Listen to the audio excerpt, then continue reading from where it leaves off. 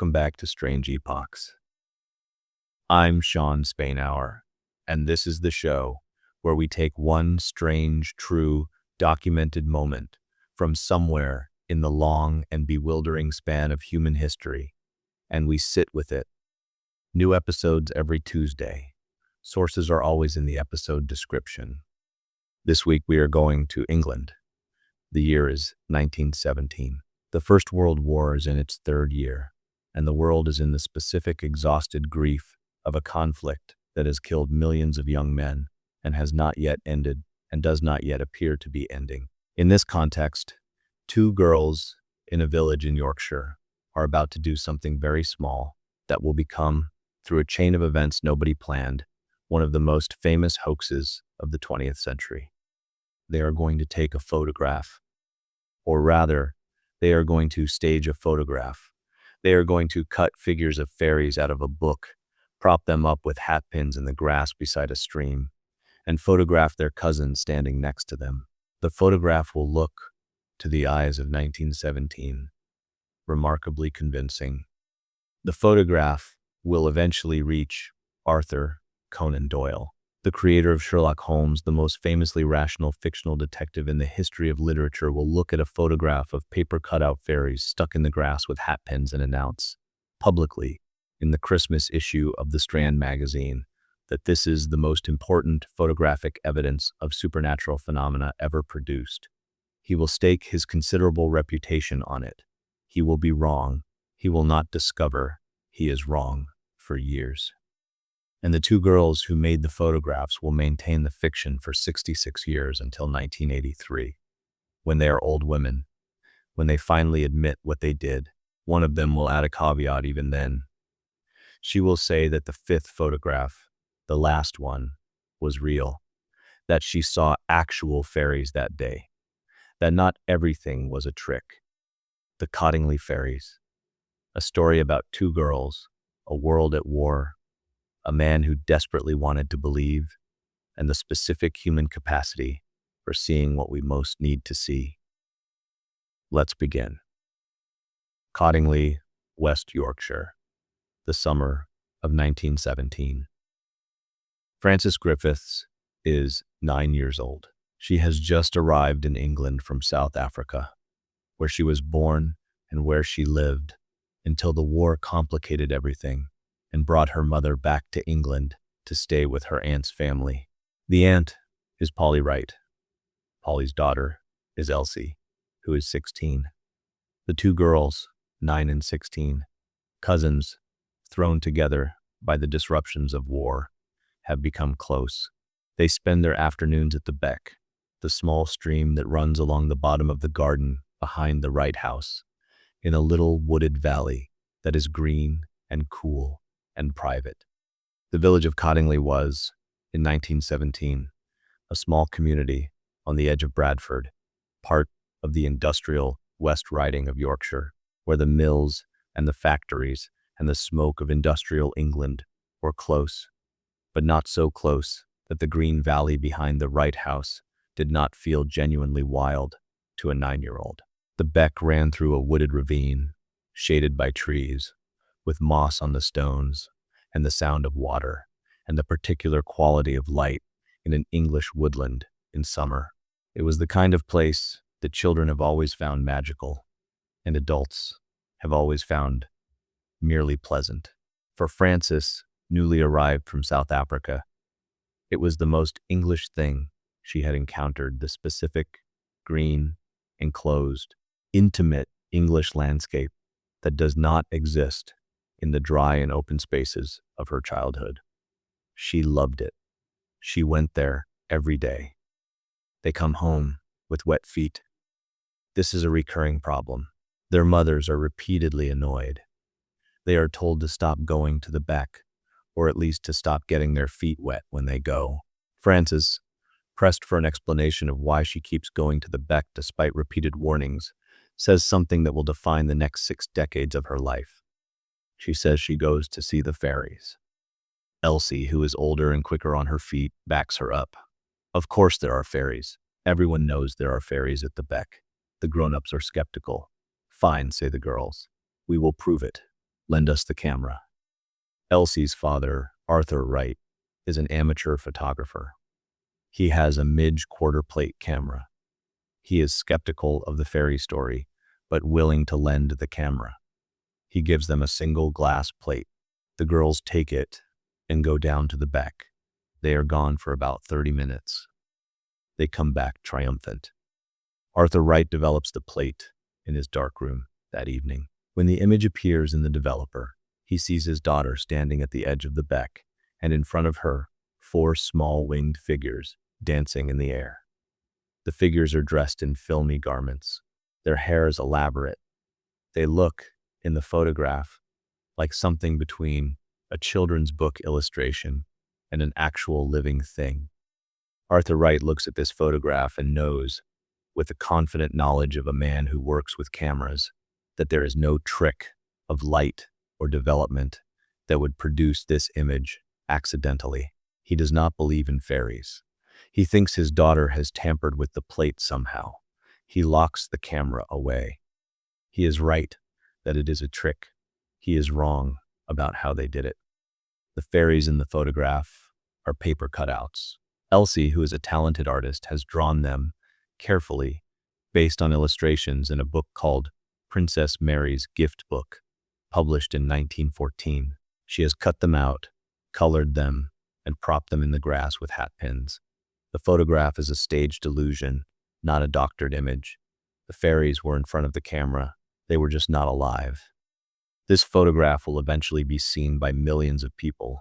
It will be called, by one of the most famous writers in the world, the most important evidence of the existence of fairy life ever produced. It is a 9-year-old girl and some paper.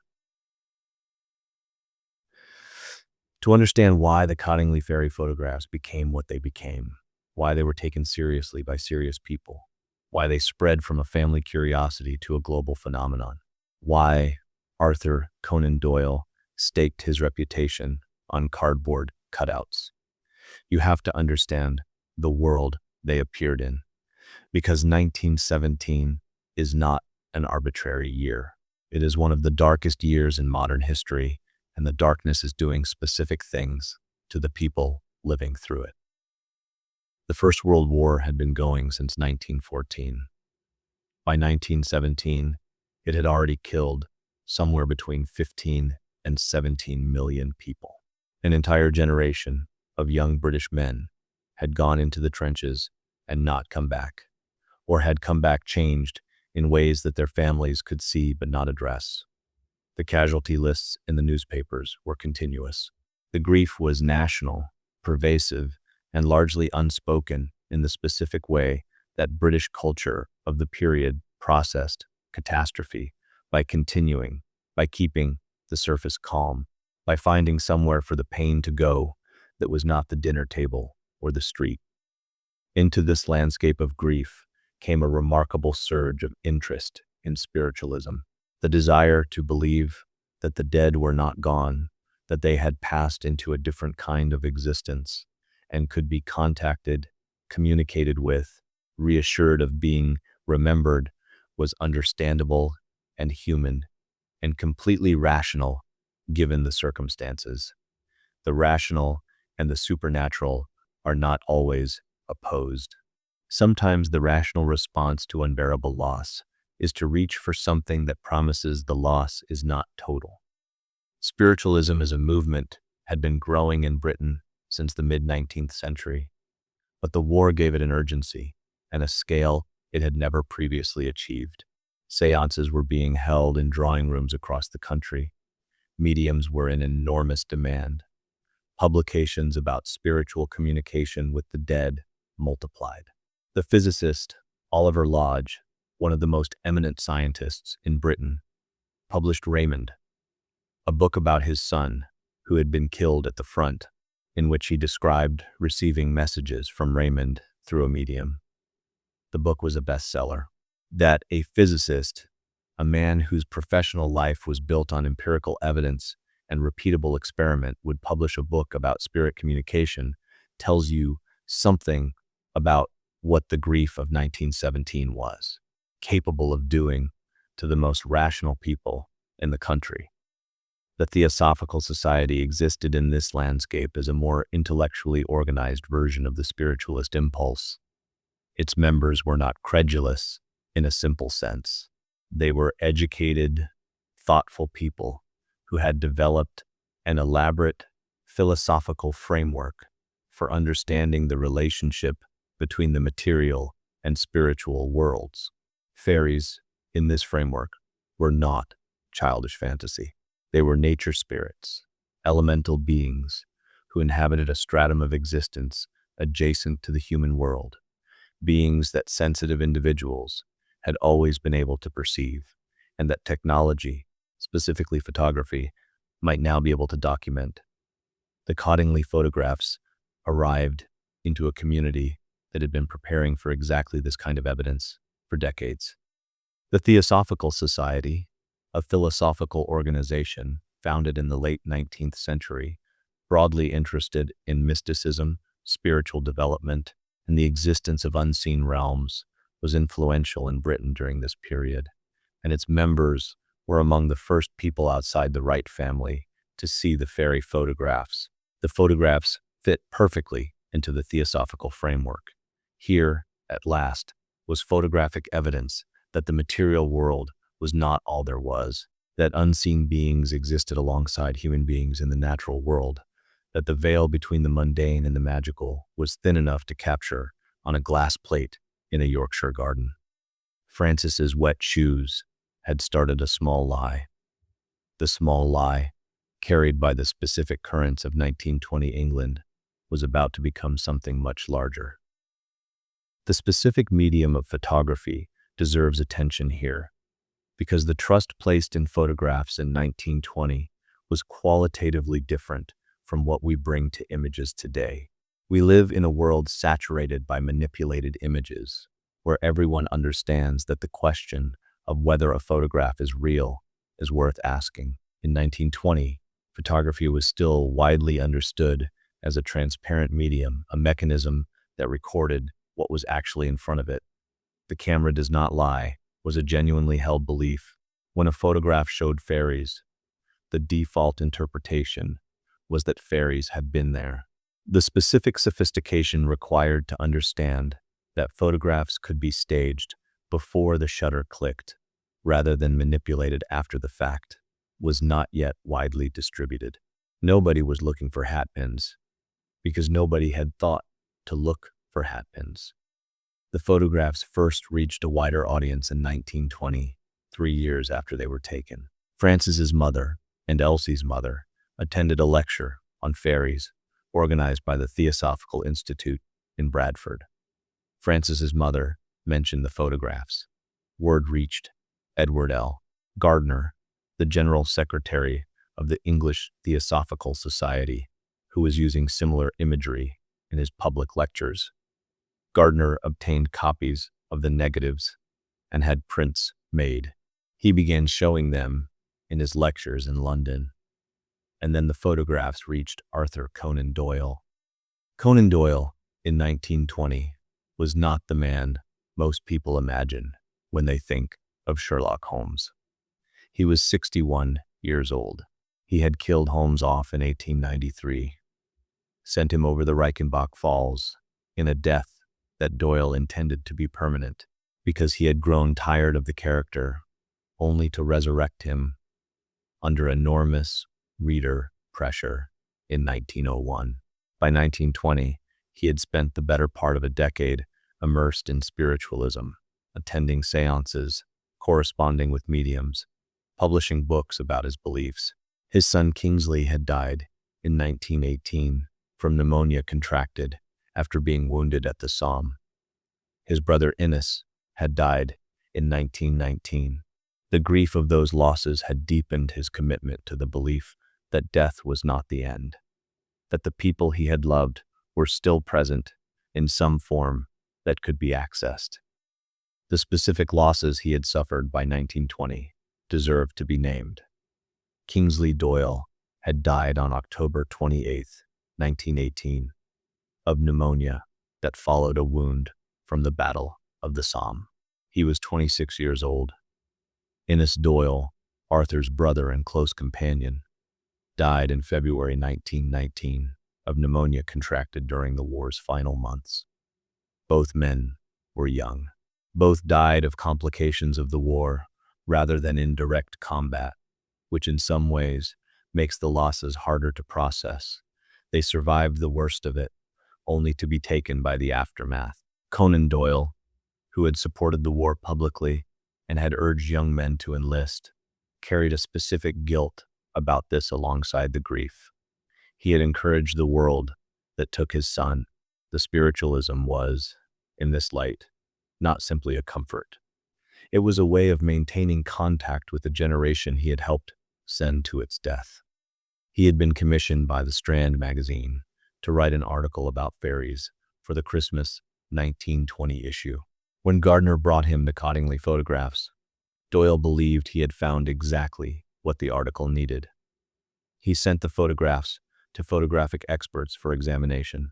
The experts confirmed that the images showed no sign of laboratory trickery, which was true, because the trick was not in the laboratory but in the garden, in the hatpins and the paper cutouts, which no photographic expert examining a print could detect.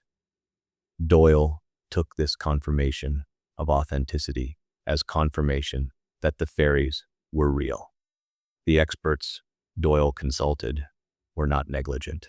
Harold Snelling, a photographic professional who examined the original prints, confirmed that the images showed no signs of laboratory manipulation, no double exposure, no darkroom trickery, no retouching.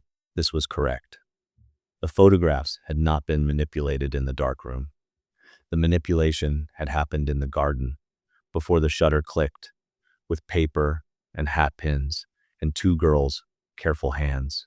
Snelling's analysis, which was entirely accurate within its own terms, said nothing about what was in front of the camera. It only said the camera had not been deceived, which it hadn't.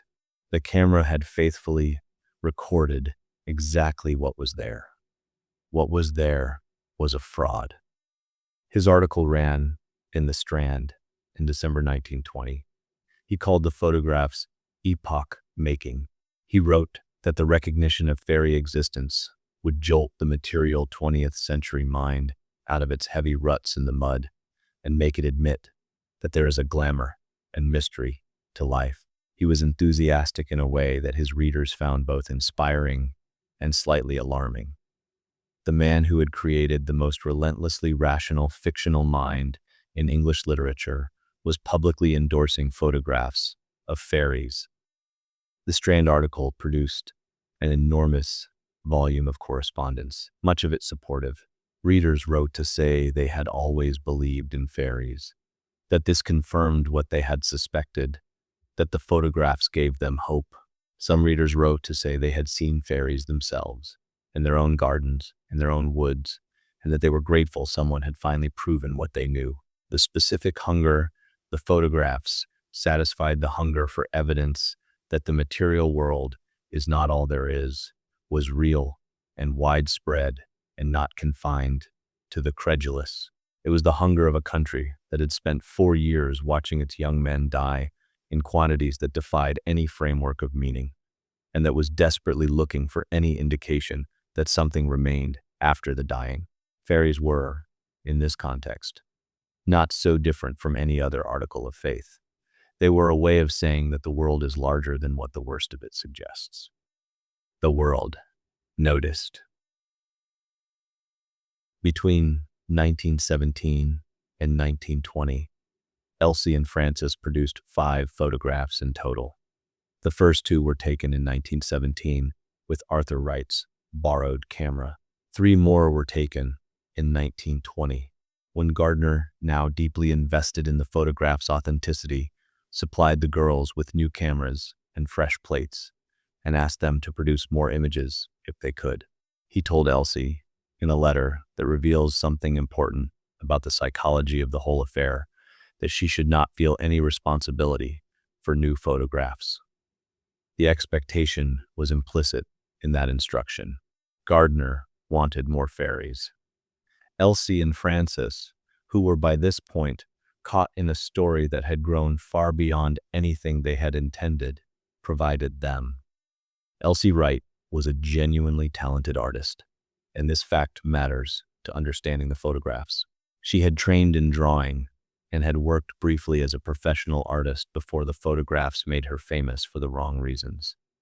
The fairy figures she drew for the first photograph were not crude. They were skillfully rendered, with careful attention to the style of Edwardian fairy illustration, convincing enough that photographic experts, looking at the prints, could not immediately identify them as drawings. The hoax worked in part because Elsie had the technical skill to make it work. If she had been a less talented artist, the photographs would have been dismissed immediately.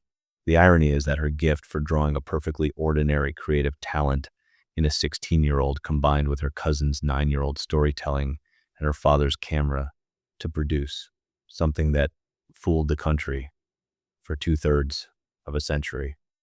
The 5 photographs are worth describing individually because they are different from each other in ways that reveal the girl's increasing confidence and artistry. The first, taken by Elsie in July 1917, shows Frances standing at the edge of the beck with 4 dancing fairies in front of her. The fairies are clearly two-dimensional. They cast no shadow. They have no depth, but the photograph is blurred enough, and the eye of the viewer in 1917 was unaccustomed enough to photographic manipulation that this was not immediately obvious. Frances's expression is remarkable. She is looking directly at the camera, not at the fairies, with the expression of a 9-year-old who is trying very hard to look natural and not entirely succeeding. She looks, if anything, slightly bored. The second photograph, taken by Frances a few months later, in September 1917, shows Elsie sitting on the grass while a winged, gnome-like figure dances in front of her. This photograph is arguably more convincing than the first, because the figure is closer and the background is simpler. A careful examination of the original print shows a hat pin in the gnome's midriff, the pin that was holding the cutout upright in the grass. But this detail requires knowing what you are looking for and looking very closely. And people who believed in fairies were not looking for pins. The 3 photographs from 1920, produced after Gardner supplied new cameras and renewed encouragement, show fairies in various poses around the beck, a fairy offering a flower to Frances, and a group of fairies in what appears to be a sunbathing scene. These later photographs are, if anything, less convincing than the first 2, which may reflect the girls' ambivalence about continuing the deception at a scale they had not intended, or simply the limitations of improvised paper cutout photography. The 5th photograph is the one Frances claimed for the rest of her life was real. It shows a group of figures in what appears to be a kind of gossamer cocoon or bower, partly obscured by foliage. It is the least distinct of the 5 images and the hardest to analyze with clarity.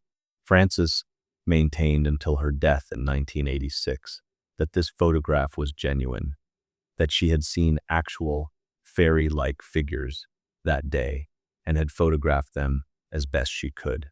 Elsie, who confessed to the hoax in 1983, was more skeptical about Frances's claim. Whether Frances genuinely believed she had seen something or whether she was protecting some part of the story out of sentiment or stubbornness is not entirely clear. The image itself is too ambiguous to settle the question. The girls' own experience of the hoax as it grew beyond their control is worth dwelling on. They were 9 and 16 when they took the first photographs. They were 12 and 19 when the photographs reached Doyle and Gardner. They had intended the photographs as a private joke, a way of backing up the fairy story they had told to explain their wet shoes. They had not intended to deceive the country. They had not intended to deceive Arthur Conan Doyle. When the photographs became national news, when Doyle staked his reputation on them, when the Theosophical Society incorporated them into its lectures, when letters arrived at the Wright House from people across the country asking for more evidence of the fairies. The girls found themselves in the specific trap of a lie that has become too large to confess to without causing enormous harm to people who have trusted it. Elsie, who was older and who had done most of the artistic work, seems to have understood this trap clearly. Frances, who was younger and who had started the whole thing with a 9-year-old's casual invention of a covering story for wet shoes, seems to have understood it differently. Frances spent her life insisting that the fifth photograph was real. This is not the behavior of someone who had fully let go of what had happened by the beck in 1917. Whatever Frances saw or thought she saw in that wooded valley, whatever the experience was that had made fairies feel like a plausible thing to say to her mother, she never entirely abandoned it. There is a specific cruelty in what happened to these two girls, and it is a cruelty that none of the adults involved seem to have fully registered.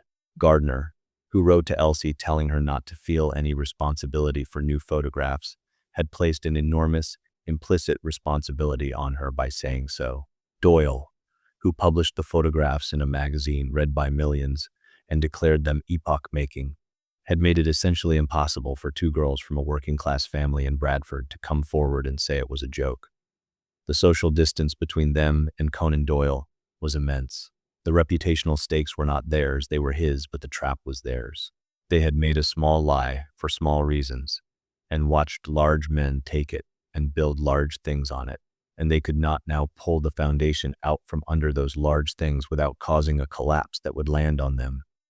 The most remarkable figure in the whole story is Arthur Conan Doyle himself, the man who invented Sherlock Holmes, a character defined by the absolute primacy of evidence and the rejection of the improbable in favor of the merely incredible, had, by 1920, developed what his critics and many of his admirers recognized as a dangerous credulity in all things spiritual.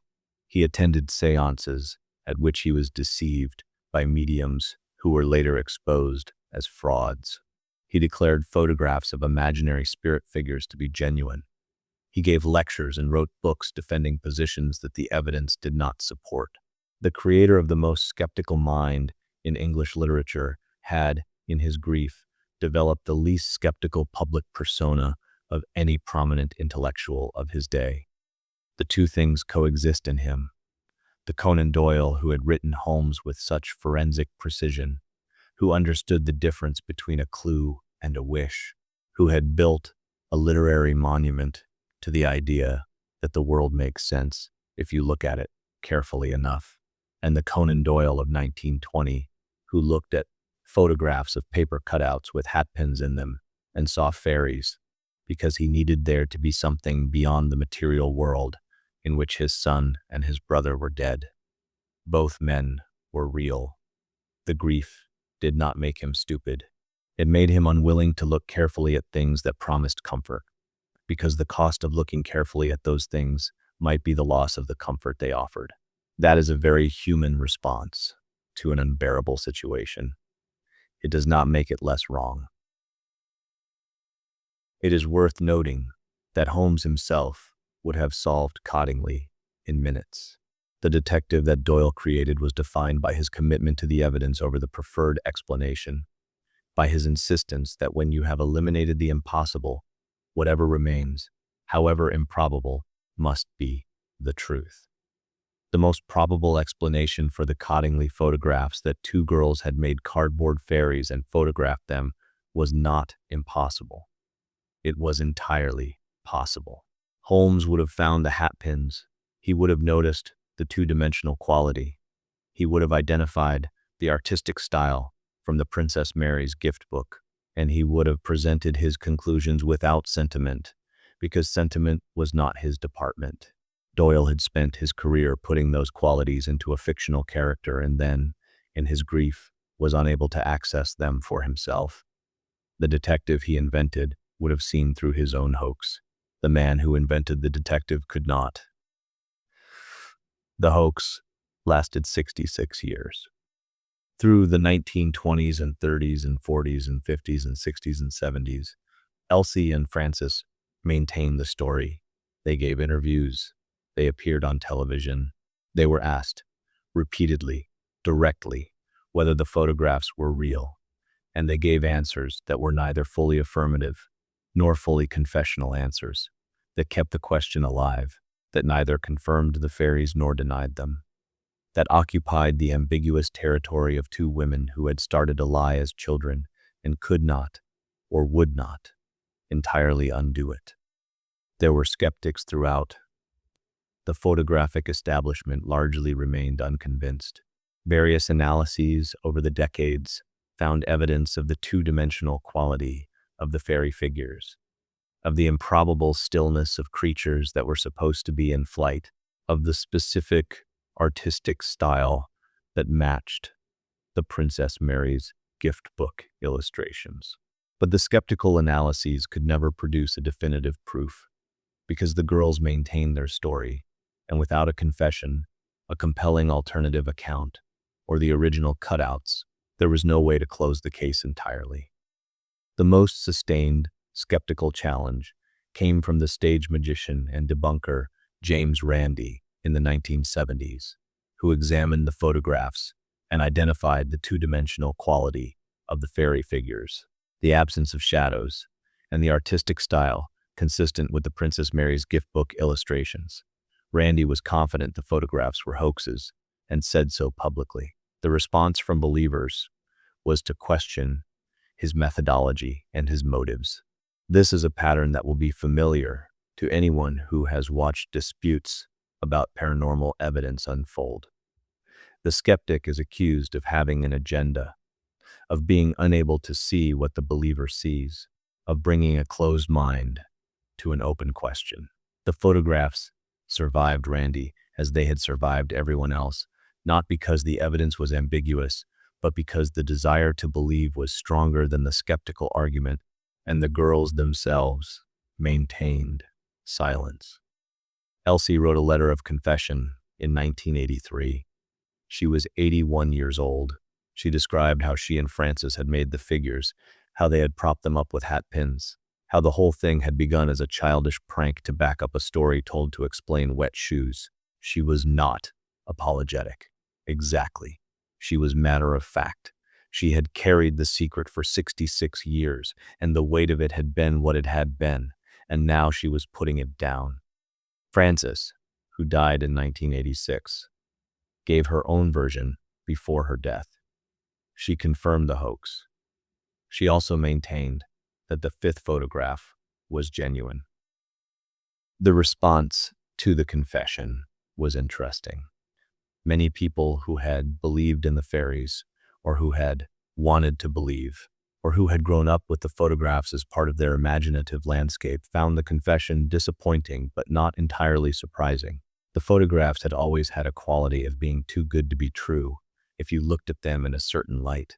But the quality of being too good to be true is not the same as being false. And many people had been living in the ambiguity for so long that the confession merely formalized something they had always half known. Others were genuinely angry. The fairy photographs had meant something to them. They had represented a specific kind of promise that the world was richer and stranger than the material framework suggested, that there were things at the edges of human perception that the camera could catch if you pointed it in the right direction. The confession did not just reveal a hoax, it withdrew a promise. Arthur Conan Doyle died in 1930, more than 50 years before the confession. He never knew he had been fooled by two girls and a book of paper cutout fairies. His reputation for credulity in spiritual matters, which had been a source of considerable embarrassment to admirers of his fiction during his lifetime, was in retrospect confirmed, rather than complicated, by Cottingley. He had needed fairies to be real. They were not. The specific mechanism by which grief can defeat the very intellectual habits that made a person great is something that the Cottingley story illustrates with unusual clarity and unusual sadness. The Cottingley fairies have had a strange afterlife in popular culture. They appeared in a 1997 film starring Peter O'Toole and Harvey Keitel as competing investigators, one a believer and one a skeptic, with the two girls at the center. They appear regularly in discussions of mass delusion, of the sociology of belief, of the psychology of grief. They appear in discussions of media literacy as an early example of a photograph being taken at face value when a more skeptical reading would have been more accurate. They are used by skeptics to illustrate the dangers of wishful thinking, and by believers in the paranormal to illustrate that the fifth photograph remains technically unexplained. The story has proved remarkably resistant to any single interpretation, which is perhaps why it has lasted as long as it has. The photographs themselves are now at the National Science and Media Museum in Bradford. They are a few miles from Cottingley, which still exists as a suburb of Bradford, and through which Cottingley Beck still flows. The beck is quieter now than it was in 1917, cleaner, shaded by trees that have grown considerably in the intervening century. People still visit it, sometimes, because of the photographs. They walk to the bottom of what was the ripe garden and stand by the water and try to imagine two girls in the summer of 1917, crouched at the edge of the stream, propping paper fairies up with hatpins and waiting for the light to be right. The thing that makes the Cottingley story endure, the thing that makes it more than just another exposure of a hoax, is the specific quality of what Frances said about the fifth photograph. She was 80 years old when she maintained that she had seen something real that day. She had admitted to the hoax. She had no reason to lie about the fifth photograph specifically, unless the truth about it was simply that she believed it. The question of Frances's fifth photograph is, in the end, a question about the nature of childhood perception and the relationship between imagination and experience. Children see things, not because they are delusional, but because the boundary between the internal and the external worlds is more permeable at 9 than at any later age. The grove by the beck was Frances's private world. She had populated it in her imagination and in her conversation with Elsie, with fairies.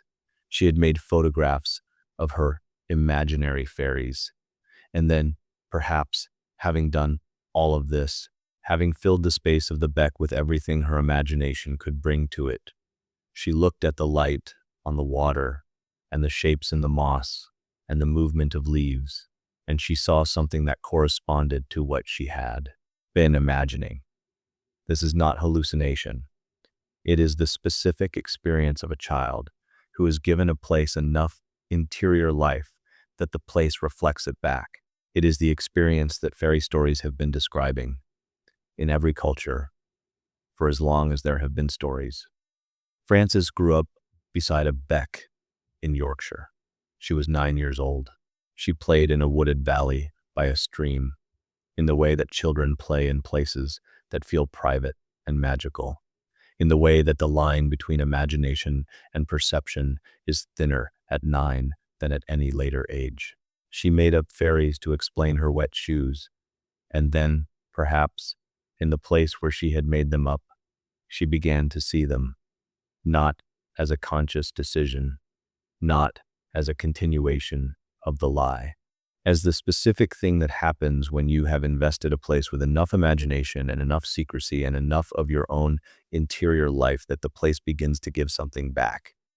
Whether this is a psychological explanation for a hallucination, or a philosophical explanation for something that is genuinely unexplained, or simply an old woman's attachment to a childhood memory that she did not want to fully surrender, is a question I will not answer. I don't know. Nobody does.